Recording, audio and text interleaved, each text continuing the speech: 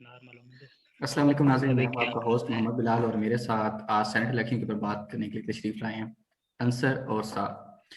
नाज़रीन, senate election के ऊपर बात करने से पहले सबसे पहले हमें पाकिस्तान की सियासत को समझना पड़ेगा। पाकिस्तान में पार्लियामेंट का बड़ा अहम किरदार है जो कानून बनाती है। दो जो बाई चैम्बरल है, इसके दो हाउसेज हैं, एक सेनेट जो डायरेक्ट रिप्रेजेंटेशन के जरिए आता है और एक नेशनल असेंबली है जहाँ पे लोग डायरेक्ट इलेक्शन लड़के आते हैं। एक सेनेट है जिसे अपर हाउस हम पाकिस्तान में कहते हैं। यहाँ पे लोग प्रोविंसेस से वोट लेकर आते हैं। हर प्रोविंस प्रोपोर्शनल रिप्रेजेंटेशन के हिसाब से अपने कैंडिडेट्स को वोट देता है और वो इस ऐवान बाला में जाके मुल्क के लिए कानून साजी करते हैं। नाज़रीन, 1973 के बाद जब से पाकिस्तान में सेनेट वजूद में आई है, पाकिस्तान सेनेट के इलेक्शन हमेशा कंट्रोवर्शियल का शिकार रहे हैं, लेकिन 2021 में भी हम इसमें बेहतरी नहीं ला सके। आज भी जब सेनेट के इलेक्शन मार्च में होने जा रहे हैं तो लोग इसको अभी भी कंट्रोवर्शियल तरीके से देख रहे हैं। अभी भी हाउस ट्रेडिंग होती है, जो कैंडिडेट आते हैं वो प्रॉपर वे से नहीं आते, जिसके ऊपर बात करने के लिए आज हमने दावत दी अपने भाइयों को। तो सबसे पहले इलेक्शन के ऊपर जो सबसे पहले हम बात करेंगे सेनेट ऑर्डिनेंस के ऊपर। हुकूमत ने सुप्रीम कोर्ट से राय मांगी है कि सेनेट के इलेक्शन किस तरह होने चाहिए। इससे पहले हम सेनेट के इलेक्शन के ऊपर बात करेंगे, सेनेट के इलेक्शन का प्रोसेस क्या है, जिसके लिए मैं दावत देता हूँ अंसर भाई को। जी अंसर भाई, आप बताएं कि सेनेट के इलेक्शन का पाकिस्तान में प्रोसेस क्या है। जी बिस्मिल्लाहिर्रहमानिर्रहीम। जी सेनेट इलेक्शन देखें जो पाकिस्तान में जो अपर हाउस है जिसे हम सेनेट बोलते हैं, इसकी अब गालबन जो तादाद है वो 100 के लगभग है। ठीक है, क्योंकि 55 अमेंडमेंट के बाद वो उससे पहले 55 अमेंडमेंट से पहले 104 थी और उसकी अमेंडमेंट के बाद अब एक 100 हो गई है, जब फाटा का निज़ाम जो है मतलब केपी के प्रवेंश के साथ हुआ। ठीक है, अब जहाँ पे आप बात करें कि प्रोसेस क्या है, प्रोसेस ये है कि प्रोपोर्शनल रिप्रेजेंटेशन की बुनियाद पे जो सेनेट इलेक्शन होता है। ठीक है, और पाकिस्तान के क्योंकि जो 4 प्रोविंसेस हैं और चारों प्रोविंस की जनरल नशिस्तें जो हैं वो गालबन ये 14 के हिसाब से हैं। ठीक है, फिर उसके बाद टेक्नोक्रेट्स और खवातीन की नशिस्तें भी उसकी बराबरी के हिसाब से प्रोपोर्शनल रिप्रेजेंटेशन के हिसाब से डिवाइड की गई हैं। ठीक है, अब ये अगला सवाल वो ये इसका बनता है कि वो सिलेक्ट कैसे होते हैं सेनेटर। भाई सेनेटर जो होते हैं वो प्रोपोर्शनल रिप्रेजेंटेशन की बुनियाद पर सिलेक्ट होते हैं। हर जो प्रोविंशियल असेंबली जो होगी हर सूबे की, वो अपने उस हिसाब से जितने वो सीटें होंगी वो प्रोविंशियल असेंबली के लोग उसको इलेक्ट करेंगे। ठीक है, चाहे वो ओपन बैलेटिंग के जरिए हो चाहे वो खुफिया वोटिंग के जरिए हो, उसकी बुनियाद पे वो सेनेटर को मुंतखब करेंगे। जी और अंसर ये भाई, हर जैसे साल बाद ये तकरीबन हर जी सर, आपकी बात को कंटिन्यू करते हुए सर मैं जानना चाहूँगा आपसे कि जो अब ऑर्डिनेंस हुकूमत मांग रही है, जारी किया ऑर्डिनेंस हुकूमत ने, और सुप्रीम कोर्ट में पिटीशन भी दायर की है सेंट्रल इलेक्शन के मतलब कि ओपन बैलेटिंग से इलेक्शन हो सके, इसके ऊपर आपकी क्या राय है अंसर भाई।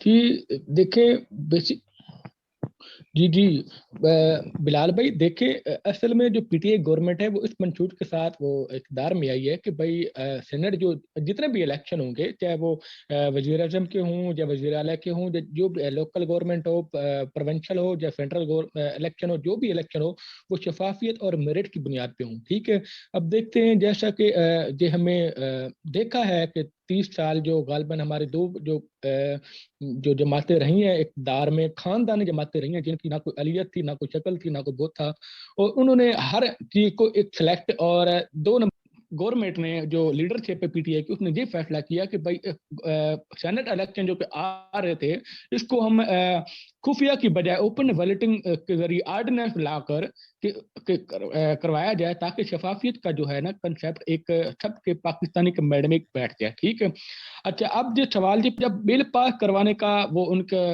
जब सवाल ही नहीं पैदा होता, तो फिर उस वजह से उन्होंने यही सोचा कि भाई हमने जो ऑर्डिनेंस जो है जो पास करवा लेते हैं, क्योंकि ऑर्डिनेंस तो वेरी बात है, सदर के पास गालबन जो आईनी आर्टिकल है कोई जी सर। उसके पास अथॉरिटी है कि वो अब कोई किसी भी मसले पे जिसकी वो लेजिस्लेशन ना हो रही हो, इमरजेंसी तौर पे वो ऑर्डिनेंस नाफिज कर सकता है। तो सदर ने ये ऑर्डिनेंस जारी कर दिया कि भाई जो सेनेट इलेक्शन जो होंगे जो कि मार्च में जो हो रहे होंगे वो एक ओपन बैलेटिंग के थ्रू होंगे। जी सर ये सेम सवाल मैं जानना चाहूंगा इसके ऊपर ओपिनियन कि सेनेट इलेक्शन के ऊपर एक तो हुकूमत ने ऑर्डिनेंस जारी कर दी है, दूसरा सुप्रीम कोर्ट से वो मांग रहे हैं कि एडवाइस दें। सुप्रीम कोर्ट से एडवाइस मांगना हुकूमत का कॉन्स्टिट्यूशनल राइट है। तो आप इसको किस तरह देखते हैं? इस बात को एक्सप्लेन करने के लिए साद भाई अपनी राय देंगे।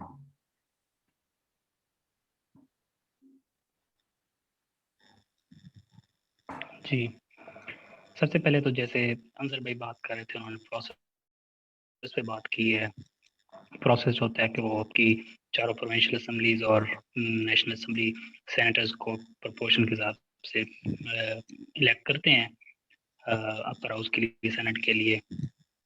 फिर उसमें ऑर्डिनेंस की बात हुई कि जो ऑर्डिनेंस प्रेसिडेंशियल के एक लेजिटिमेट पावर है कि वो उसको यूज़ कर सकता है और ऑर्डिनेंस लेके आ सकता है।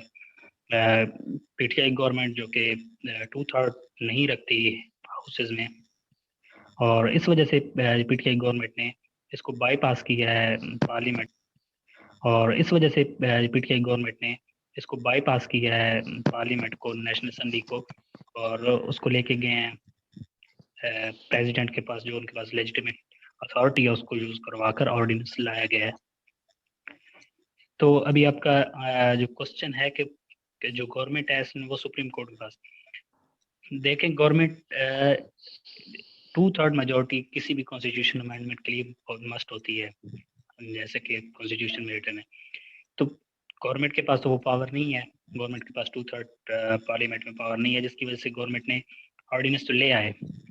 वो ऑर्डिनेंस जो सुप्रीम कोर्ट में था, कि सुप्रीम कोर्ट में बात की, सुप्रीम कोर्ट ने उसको मतलब अभी जो रिसेंट हियरिंग हुई है उसमें ये डिस्कस हुआ है कि ओपन बैलेटिंग होनी चाहिए या नहीं होनी चाहिए। मतलब जो अंसर भाई ने जैसे बात की है कि पीटीआई का जो मैनिफेस्टो था उसके अकॉर्डिंग तो पीटीआई को जाना शफाफियत की, मेरिटिज्म की तरफ जाना चाहिए, मेरिटोक्रेसी की तरफ जाना चाहिए। तो पीटीआई गवर्नमेंट उस वे में काम कर रही है, बट अनफॉर्चुनेटली उसका ये है कि पार्लियामेंट से उसको कोई हेल्प की मतलब हेल्प नहीं हो रही। उसकी जो बेसिक वजह है, एक तो इनके पास अपनी मेजोरिटी नहीं है, दूसरी वजह ये है कि जो सेनेट इलेक्शन है ये पाकिस्तान में कंट्रोवर्शियल इलेक्शन हैं। इस कंट्रोवर्सी को ख़त्म करने के लिए जो अमेंडमेंट चाहिए होती है, उसमें पूरे हाउस का कंसेंसस होना बहुत ज़रूरी है, एटलीस्ट 2/3 होना बहुत ज़रूरी है। तो गवर्नमेंट उस 2/3 को उसने बाईपास करके ऑर्डिनेंस लेके आए। जी, जैसे कि साद भाई ने कहा कि 2/3 मेजोरिटी बहुत जरूरी है। हुकूमत के पास 2/3 मेजोरिटी नहीं है, सिंपल मेजोरिटी से हुकूमत बनी हुई है। तो अंसर भाई 2/3 जी, मेजोरिटी हुकूमत कैसे लेकर आ सकती थी? अगर वो उसके पास नहीं थी तो उसके लिए हुकूमत क्या कर सकती थी कि वो 2/3 मेजोरिटी ले आती, ऐवान में बिल आता, जैसे कि हाल ही में बिल अभी आया रिजेक्ट हो गया, इसके बारे में आप क्या कहेंगे? ये देखें बिलाल भाई, ये बिल तो बेसिकली ये इलेक्शन के लिए लाया गया था ना, कि इलेक्शन को शफाफ और शफाफ और जो मेरिट पे बनाना चाहे, उसके लिए बिल लाया गया था। अब क्योंकि हुकूमत के पास तो मेजोरिटी तो है नहीं, लेकिन अगर वो अपोजिशन के तावन चाहती थी, देखें जब पार्लियामेंट में जब कोई भी अरकान जो है मेंबर ऑफ पार्लियामेंट जब कोई बिल लाता है, तो असल में उस बिल को पार्लियामेंट के अप्रूवल के लिए लाता है अपोजिशन से। लेकिन क्योंकि अपोजिशन का एजेंडा कुछ और था, वो हमारा जो जिस तरह के काम चल रहा है हम चलने दें, हम वो शफाफियत को बिल्कुल नहीं चाहते। तो अब क्योंकि हुकूमत जो है इस वजह से वो बिल लाई थी पार्लियामेंट में, ताकि उसकी अपोजिशन के साथ वो एक मेजोरिटी की बेस पे बिल को एक अप्रूव करवाया जा सके, जो जिसकी वजह से हुकूमत के पास तो मेजोरिटी थी नहीं, अपोजिशन उसके साथ तामुन किया नहीं, तो इस वजह से बिल जो है वो रिजेक्ट हो गया, और हुकूमत को जो है गवर्नमेंट को पीटीआई को मजबूरन जो है वो ऑर्डिनेंस जारी करना पड़ा। जैसे कि अंसर भाई ने कहा कि हुकूमत वो तमाम काम नहीं कर सकी जैसे 2/3 मेजोरिटी आ जाती और तमाम बातचीत, तो क्या ही बेहतर होता कि 2018 के इलेक्शन जीतने के बाद हुकूमत इसके ऊपर काम करती, कंसेंसस बनाने की कोशिश करती, बजाय इसके कि अभी जो कुछ हाल ही में हापहैज़र्ड में जो कुछ हुआ है, तो वो बेहतर अंदाज से हो सकता था। साल भाई आप इसको किस तरीके से देखते हैं कि हुकूमत कैसे मैनेज करती तो 18th अमेंडमेंट बेहतर तरीके से इस सेनेट इलेक्शन के बारे में बेहतर तरीके से काम हो सकता था? मेरी बात सुनिए कि पाकिस्तान में हमेशा किसी भी स्टेट में जब आप एक नेशनल लेवल पे कोई काम करने की तरफ जाते हैं और काम भी पॉजिटिव हो, मतलब कोई ऐसी बात नहीं है कि कोई ऐसा बिल या ऐसी लेजिस्लेशन हो रही होगी जिस पे किसी को एतराज़ हो सकता है। अगर आप एक नेशनल लेवल का काम करने जा रहे हैं तो उसके लिए आपको कंसेंसस होना बहुत ज़रूरी है।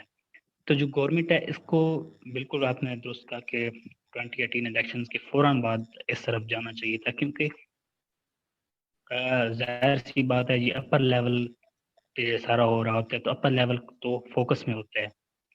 मीडिया में और हिस्ट्री में भी आप देख रहे हैं कि हॉर्स ट्रेडिंग का जब भी इवन हर 3 साल बाद दोबारा इलेक्शन होते हैं, तो ये एक नया मतलब एक चल रहा होता है। तो गवर्नमेंट को उसी वक़्त चाहिए था कि उसको उस पे एक नेशनल लेवल का डायलॉग कराया जाता पॉलिटिकल पार्टीज़ के दरमियान।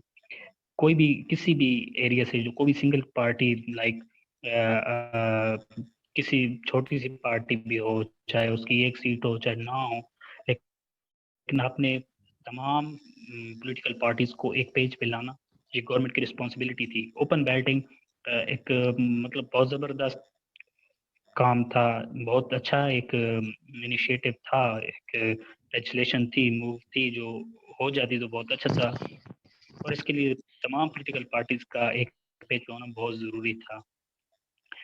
अनफॉर्चुनेटली एक अचानक एक डिसीजन ले लिया गया इस सेनेट इलेक्शन से पहले अभी जो चल रहा है।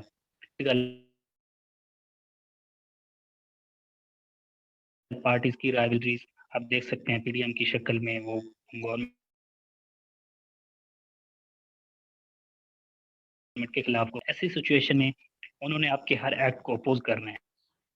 आप टेबल पे बैठे हैं, हम बात करने को तैयार हैं, एक नेशनल कंसेंसस क्रिएट करते हैं। तो ये मेरा नहीं ख्याल कि पाकिस्तान का पॉलिटिकल कल्चर या जो पाकिस्तान की जो बेसलाइन है पॉलिटिक्स की, वो ये अलाउ करती है कि आप इस तरह का कोई इमरजेंसी वाला काम करें या फ़ौरन से आप कहें कि हम ये लेके आना चाहिए। इसके लिए प्रॉपर होमवर्क की, प्रॉपर कंसेंसस की, तमाम स्टेक होल्डर्स को लेकर एक जो चलना चाहिए था तमाम पॉलिटिकल पार्टीज़ को, स्पेशली पॉलिटिकल पार्टीज़ जो बड़ी पॉलिटिकल पार्टीज़ हैं, पाकिस्तान पीपल पार्टी को लाज़मी बात है चलना चाहिए था, तभी ये कामयाब हो जाता, ईज़िली हो जाता अगर 1-2 साल इस पे मेहनत की जाती कंसेंसस के लिए। अगर ना भी होता तो बट एक गवर्नमेंट के पास स्टांस था कि हमने अपनी तरफ से फुल एफर्ट की है, लेकिन अभी चूँकि ऐसा नहीं हुआ तो अ, अब हम ऑर्डिनेंस की तरफ गए हैं। जी, जैसे कि अंसर भाई ने कहा, असाद भाई ने कहा कि ये तमाम वो चीज़ें थी कि एफर्ट नहीं हुई और जैसे पॉलिटिकल कल्चर हमारा है। जैसे असाद भाई ने बात की कि हमारे यहाँ पॉलिटिकल कल्चर ऐसा है कि पीडीएम एज रिवाइवलरी सामने आ रही है। तो अंसर भाई आप क्या समझते हैं कि 2016 में ये जो सियासतदान और सियासी पार्टियां आज अपोज कर रही हैं सेनेट के ओपन बैलेटिंग को, 2016 में ये लोग हामी पहले भर चुके हैं कि सेनेट के इलेक्शन ओपन बैलेट के जरिए होने चाहिए ताकि हॉर्स ट्रेडिंग रुक सके और तमाम इस तरह के काम रुक सके। सर आप इसके ऊपर क्या कहना चाहते हैं अंसर भाई? जी बिल्कुल। अब देखिए कि ओपन बैलेटिंग से अगर हम देखें ना तो पीटीआई का हर एक सियासी जमात का जो ना एक अपना मफाद होता है। अब एक ओपन जो बैलेटिंग का अगर हम देखें ना कि पहलू क्या है, जो क्यों करवाना चाह रहे हैं, क्योंकि पीटीआई को पता है कि जो इनके पास जो मांगे तांगे जो लोग इन्होंने ऐड किए हुए हैं अपनी जमात में, इनको पता है अगर ओपन बैलेटिंग ना होगी ना, जब पिछले साल 2018 के इलेक्शन की तरह इनके लोग और बिक जाएंगे। जब इनके लोग और बिकेंगे तो भाई इनके पास तो फिर तो छोड़े 2/3 मेजॉरिटी के करीब तक दूर तक करीब तक जो है नहीं पहुंच पाएगी। ठीक है। अब यहाँ पे इसका नेगेटिव पहलू है। पॉजिटिव पहलू क्या है कि अगर इलेक्शन ओपन बैलेटिंग होगा, देखिए ये जो है ना आर्टिकल कॉन्स्टिट्यूशन का, ये आर्टिकल है 26 सर। 59 जो है आर्टिकल, ये क्या कहता है कि इलेक्शन जो होगा जी, ये 59 जो आर्टिकल है मैं उसको एक्सप्लेन कर रहा हूँ जी जी सर। कॉन्स्टिट्यूशन का 1973 का। वो कहता है कि हाँ जी, वो कहता है कि वजीर आला और वजीर आजम के अलावा बाकी तमाम जो इलेक्शन होंगे वो खुफिया बेस पे होंगे। मतलब कॉन्स्टिट्यूशन खुद डिफाइन कर रहा है। अब जहां पे इन्होंने एक नुक्ता क्या निकाला है कि भाई सेनेट का तो यहाँ पे जिक्र ही नहीं है। ठीक है। अब यही चीज है जिसकी वजह, लेकिन पीटीआई ने यही कहती है कि भाई किसी भी इलेक्शन में शफाफियत नहीं है, इस वजह से हम जो इलेक्शन को ओपन बैलेटिंग करवाना चाहते हैं, लिहाजा सुप्रीम कोर्ट और इलेक्शन कमीशन अब जो पाकिस्तान के जो एक मोतबर और राजदार है वो इस की बुनियाद पे हूँ और ओपन बैलेटिंग के जरिए हूँ। जैसे कि अंसर भाई ने कहा कि पॉलिटिकल बाइसनेस है, यहाँ पे पॉलिटिकल पार्टीज अपने मफाद को देख के काम करती हैं। सेनेट इलेक्शन के ऊपर भी तरमीम इसी वजह से फेल होगी, इसी वजह से हुकूमत सुप्रीम कोर्ट में गई, इसी वजह से हुकूमत को ऑर्डिनेंस जारी करना पड़ा। ये तमाम चीज़ें सियासत को किस तरफ लेके जा रही हैं? और क्या अगर हुकूमत सेनेट जी इलेक्शन जी में कुछ जी आप जी ये सारे अपने अपने मफाद के हर चीज पहले पीटीआई जी चाहती है कि अगर ओपन बैलेटिंग हो जाए, ठीक है, एक तो ये कि उसका जो एजेंडा है, जिस एजेंडे के साथ वो इक़्तिदार पे, ये एजेंडा क्या था कि भाई हर चीज मेरिट पे और शफाफियत की बेस पे होगी।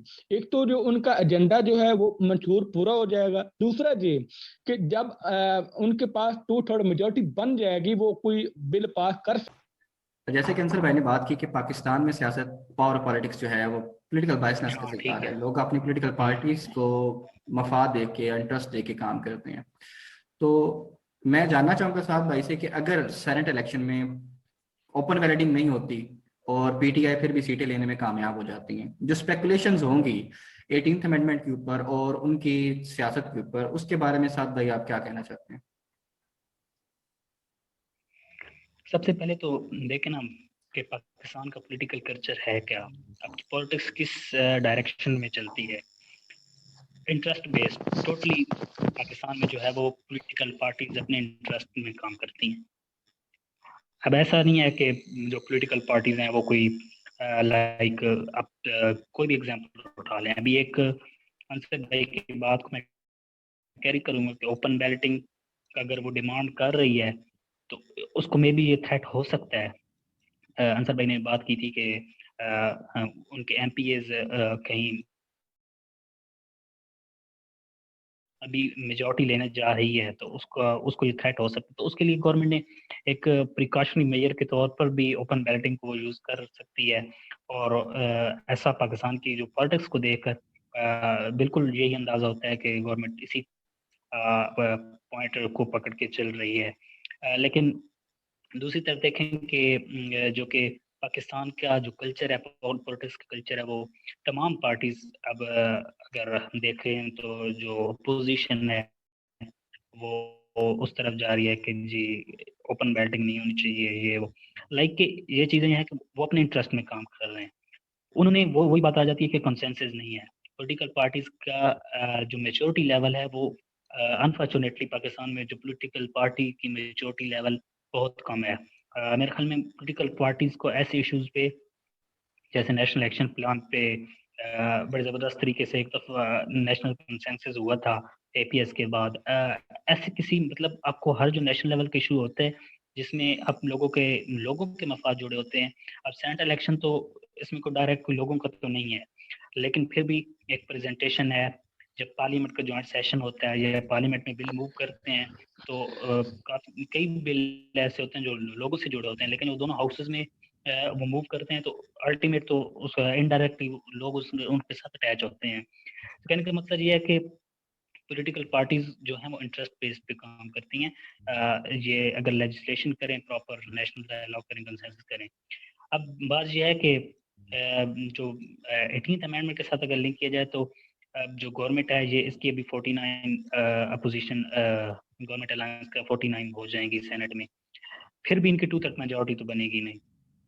18th अमेंडमेंट का ये है कि उसको ख़त्म करने के लिए तो 2/3 मेजोरिटी चाहिए, बहुत ज़्यादा मतलब सेंट्रल इलेक्शन को अगर ये इत्तेहाद पीटीआई अलायंस अगर विन भी कर जाता है तो 2/3 मेजोरिटी नहीं होगी तो 18th अमेंडमेंट में तो कोई मतलब उसको ये रोल बैक नहीं कर सकते। इट्स इम्पॉसिबल कि आप इतने लोगों के साथ रोल बैक करें, तो उसका तो कोई अल्टीमेट फ़ायदा नहीं है इनको। जी, जी, अब इसके जैसे अलावा कि क्या बात की थी आपने?